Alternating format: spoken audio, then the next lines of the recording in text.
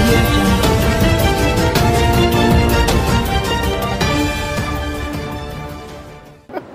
Okay so basically Surya క్యారెక్టర్కి నాకు ఏదైనా కొంచెం సిమిలారిటీ ఉందంటే సూర్య అనే క్యారెక్టర్కి కోపం చాలా ఎక్కువ వస్తుంది.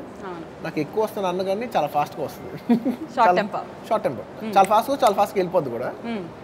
అంటే కోపం కూడా చిరాకు ఎక్కువ ఫాస్ట్గా వస్తుంది అంతే. అదొకటే సిమిలారిటీ. ఇంకా అది తప్పితే ఆ క్యారెక్టర్ నాకు పెద్ద సిమిలారిటీస్ ఎక్కువ అయితే.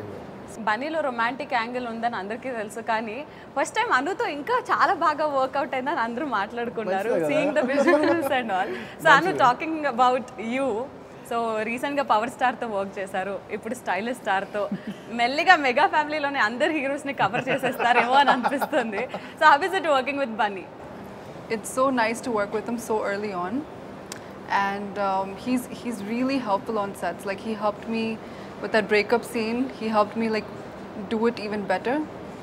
And there's a lot of things I learned from him. Like, he told me that buy time on screen. I'll always remember that.